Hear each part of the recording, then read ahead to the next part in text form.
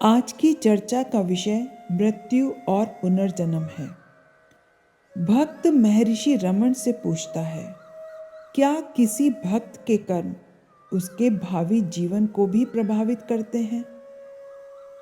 रमन ऋषि कहते हैं, क्या अभी आपका जन्म हो गया है? आपको भावी जन्मों की चिंता क्यों है? सच तो यह है कि जन्म या मृत्यु जैसा कुछ होता ही नहीं।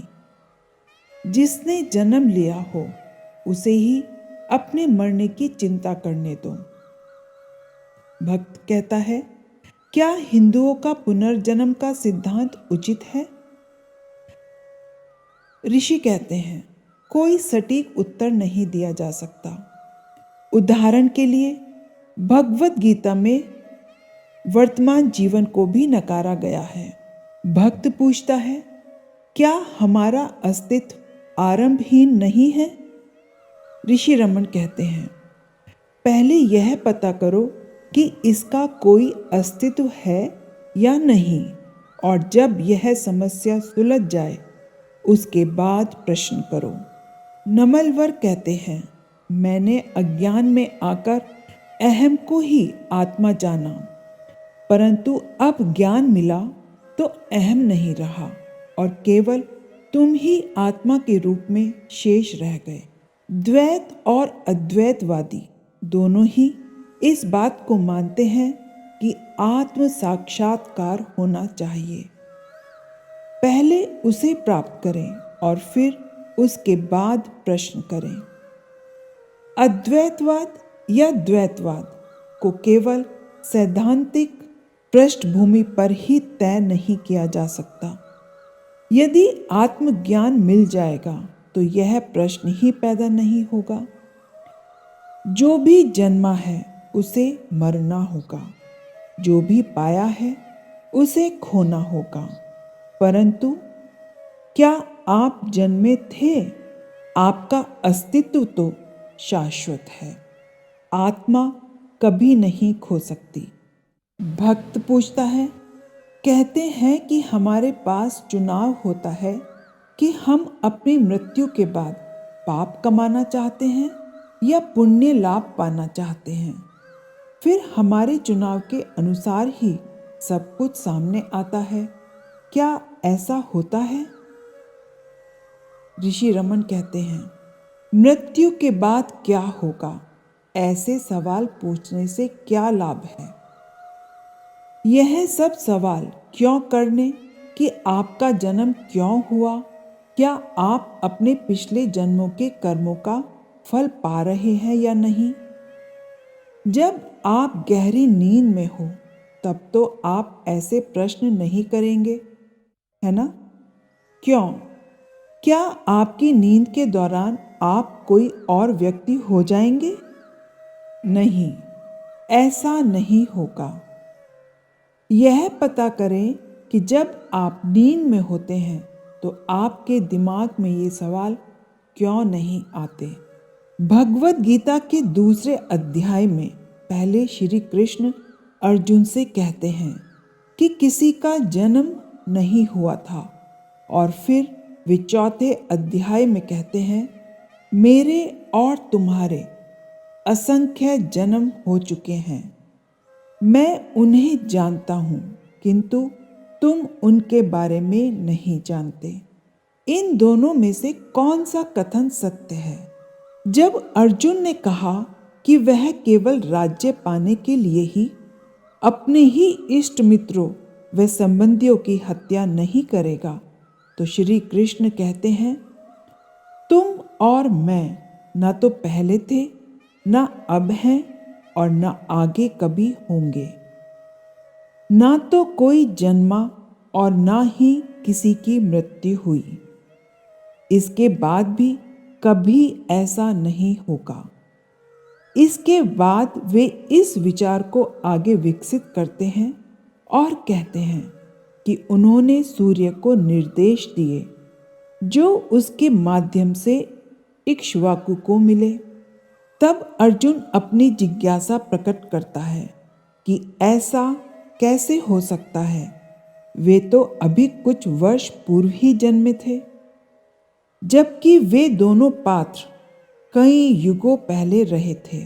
श्री कृष्ण ने अर्जुन के दृष्टिकोण को समझाते हुए उत्तर दिया, हाँ, मेरे और तुम्हारे पहले भी बहुत से जन्म हो चुके हैं। मैं उन सब जन्मों को जानता हूँ, किंतु तुम नहीं जानते। भले ही ये कथन विरोधाभासी लगते हों, परंतु पूछने वाले के दृष्टिकोण से ये सत्य है। ईसा ने भी कहा है कि वे अब्राहम से पहले भी थे। जिस तरह आप सपना देखने के बाद अपने नए अनुभवों के साथ जागते हो, उसी तरह मृत्यु के बाद दूसरा शरीर पाया जाता है।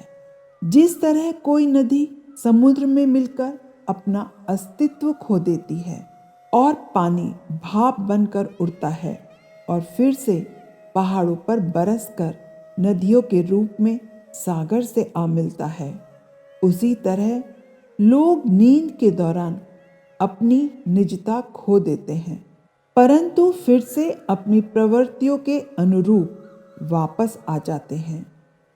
ठीक इसी तरह मृत्यु में भी अस्तित्व कहीं नहीं खोता। भक्त ने कहा, ऐसा कैसे हो सकता है? रमन महर्षि कहते हैं, देखिए, किसी पेड़ की शाखाएं कटने के बाद भी वह फलने फूलने लगता है। जब तक जीवन के स्रोत को नष्ट नहीं किया जाता, यह उगता रहेगा। ठीक उसी तरह मृत्यु के समय हृदय से सुप्त संभावनाएं बाहर चली जाती हैं, परंतु नष्ट नहीं होती। इसी तरह जीवों का पुनर्जन्म होता है। वास्तव में न तो कोई बीज है और न ही वृक्ष, केवल एक अस्तित्व ही है। वे कई बार विस्तार से चर्चा भी करते, परंतु इस बात पर हमेशा बल रहता कि केवल एक शाश्वत आत्मा ही है और कुछ नहीं है। भक्त पूछता है, मृत्यु और पुनर्जन्म के बीच कितना अंतराल होता है? भगवान कहते हैं, यह कम या अधिक हो सकता है, परंतु एक आत्मनिष्ठ ज्ञानी ऐसे किसी परिवर्तन से नहीं गुजरता। वह अनंत आत्मा में विलीन हो जाता है, जैसा कि बृहद आरण्यक उपनिषद में कहा गया है। कुछ लोगों का कहना है कि जो लोग मृत्यु के बाद प्रकाश के पथ पर चलते हैं, उनका पुनर्जन्म नहीं होता।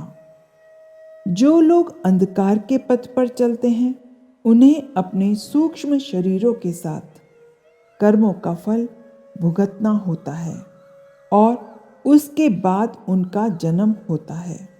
अगर किसी मनुष्य के पाप और पुण्य की मात्रा समान हो, तो उसका धरती पर तुरंत पुनर्जन्म हो जाता है। अगर उसके पुण्यों की मात्रा अधिक हो, तो उसकी सूक्ष्म देह पहले स्वर्ग जाती है। अगर पापों की संख्या अधिक हो, तो उसे नरक में जाना पड़ता है। परंतु दोनों ही दशाओं में बाद में उसका धरती पर जन्म अवश्य होता है। यह सब ग्रंथों में लिखा है, परंतु वास्तव में ना तो कोई जन्म होता है और ना ही कोई मृत्यु होती है। कोई वास्तव में है, वही बना रहता है। यही एकमात्र सत्य है। भगवान कहते हैं, प्रभु अपनी कृपा दिखाते हुए लोगों को यह ज्ञान नहीं देते। अगर उन लोगों को पता चल गया कि वे कितने सद्गुणी हैं, तो उनमें घमंड आ सकता है या फिर वे हताश हो सकते हैं। दोनों ही हालात बुरे हैं। केवल आत्मा को जानना ही पर्याप्त है। एक सक्षम व्यक्ति जिसने संभवतः अपने पिछले जन्म में ही सत्य का साक्षात्कार कर लिया हो, वह अपने हृदय से इस बात को अनुभव करते ही शांति में स्थिर हो जाता है। जो व्यक्ति इतना योग्य न हो, उसे समाधि पाने से पहले कई तरह के चरणों से होकर गुजरना पड़ता है, जो कि चेतना की विशुद्ध व प्रत्यक्ष अवस्था है। यह कह सकते हैं कि आत्मबोध को पाने की तीर्थ यात्रा में यह जीवन काल एक दिन की यात्रा के समान है। कोई लक्ष्य से कितनी दूरी से आरंभ करेगा, यह पिछले दिनों के प्रयत्नों पर निर्भर करेगा। कोई कितना आगे तक जाएगा, यह उसके आज के प्रयत्नों पर निर्भर करेगा। किसी विश्वविद्यालय के विज्ञान के प्रोफेसर ने पूछा कि क्या मनुष्य की मौत के बाद भी उसकी बुद्धि बनी रहती है, और उसे उत्तर दिया गया, मृत्यु के बारे में विचार क्यों करना। जरा सोचें कि आपकी नींद के दौरान क्या होता है, उस समय आपका अनुभव क्या होता है। भक्त कहता है, परंतु नींद तो अस्थायी है, जबकि मौत के साथ ऐसा नहीं होता। भगवान कहते हैं, नींद जागृति की दो अवस्थाओं के बीच एक पुल है, और उसी तरह मौत भी दो जन्मों के बीच की कड़ी है। दोनों ही अस्थायी हैं। भक्त ने कहा, मेरे कहने का अर्थ है कि जब आत्मा के पास देह नहीं रहती, क्या तब भी उसके पास बुद्धि रहती है? महर्षि कहते हैं, आत्मा देह रहित नहीं होती, देह अलग हो जाती है। आत्मा के पास स्थूल नहीं, सूक्ष्म शरीर आ जाता है। जैसे नींद सपने या विचार स्वप्न के दौरान होता है। भक्त कहता है, क्या बौद्ध मत अनुसार ऐसी कोई शाश्वत सत्ता नहीं जो व्यक्तिगत आत्मा के विचार का प्रत्युत्तर दे सके? क्या यह अहम के पुनर्जन्म के सिद्धांत के अनुसार है? क्या आत्मा हिंदू दर्शन के अनुसार एक निरंतर सत्ता है जो बार बार जन्म लेती है, या यह केवल मानसिक प्रवृत्तियों का संचय है? महर्षि कहते हैं, सच्ची आत्मा अप्रभावित और शाश्वत है। जन्म लेने वाला अहम निचले तल से संबंध रखता है जो विचार का है। आत्मा साक्षात्कार के माध्यम से इससे पार जा सकती है। बौद्ध पुनर्जन्म की व्याख्या को नहीं मानते। मनुष्य की अवस्था चेतन और अवचेतन के मेल से बनती है।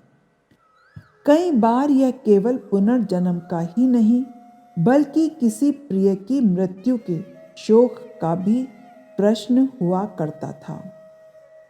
उत्तर भारत से आई एक महिला ने भगवान से पूछा था कि क्या किसी व्यक्ति के मरने के बाद उसकी स्थिति के बारे में जाना जा सकता है। भगवान कहते हैं, यह संभव है, परंतु ऐसा प्रयत्न ही क्यों किया जाए। ये तथ्य उतने ही सत्य हैं जितना उन्हें तलाश करने वाला सत्य है। महिला ने कहा, एक व्यक्ति का जन्म, जीवन और मौत हमें सत्य जान पड़ता है। भगवान कहते हैं, क्योंकि आपने देह के साथ अपनी पहचान जोड़ रखी है। आप दूसरे को भी एक शरीर मानते हैं। आप और वह दोनों ही एक शरीर नहीं हैं। महिला ने कहा, परंतु अपनी समझ के हिसाब से मैं खुद को और अपने पुत्र को सत्य मानती हूँ। भगवान कहते हैं, मैं विचार का जन्म मनुष्य का जन्म है, और मैं विचार का अंत मनुष्य की मृत्यु है। जब मैं का विचार पैदा होता है, तो शरीर के साथ गलत पहचान जुड़ती है। जब आप स्वयं को शरीर मानते हैं तो आप दूसरों को भी केवल शरीर मानने लगते हैं। आपको लगता है जिस तरह आपका शरीर जन्मा, जिया और मृत्यु को प्राप्त होगा, उसी तरह दूसरे का शरीर भी जन्मेगा, जिएगा और मृत्यु को प्राप्त होगा। क्या आपके पुत्र के जन्म से पहले उसके बारे में विचार किया था? यह विचार उसके जन्म के बाद आया और उसकी मृत्यु के बाद भी बना हुआ है। वह आपका पुत्र तब तक है जब तक आप ऐसा विचार करती हैं। वह कहाँ गया? वह उसी स्रोत के पास लौट गया जिससे आया था। जब तक आप रहेंगी तब तक उसका अस्तित्व भी बना रहेगा, पर जब आप शरीर से पहचान तोड़कर उस अनंत आत्मा को जान लेंगी तो यह भ्रम मिट जाएगा। आप अनंत हैं और दूसरे भी अनंत हैं। बस आपको झूठे ज्ञान और पहचान से जुड़े मूल्य के अनुसार उनके शौक को छोड़कर सत्य की राह लेनी होगी। महर्षि कहते हैं, तुम्हें इससे क्या अंतर पड़ता है कि कौन नहीं रहा? तुम स्वयं मरो और उस आत्मा में लीन हो जाओ और अंततः मृत्यु के महत्व के बारे में बात करेंगे। सभी धर्मों में उस मानसिक अवस्था पर बल दिया जाता है जो मृत्यु के समय व्यक्ति की रही होगी, परंतु भगवान लोगों को निरंतर स्मरण करवाते थे कि हमें मृत्यु के लिए पहले से तैयार होना चाहिए, अन्यथा मृत्यु के समय अवांछित प्रवृत्तियां सामने होंगी। वे इतनी बलशाली होंगी कि उन्हें वश में करना कठिन होगा। भगवत गीता के 8वें अध्याय में कहा गया है कि मृत्यु के समय व्यक्ति के जो भी विचार होते हैं उसके अनुसार ही उसे अगला जन्म मिलता है, परंतु मृत्यु के समय सत्य का अनुभव पाने के लिए जरूरी है कि आप जीवन में ही उसका अनुभव पालें। जरा सोचें कि वर्तमान क्षण मृत्यु के उस अंतिम क्षण से अलग होगा और वांछित अवस्था में बने रहने का प्रयत्न करें।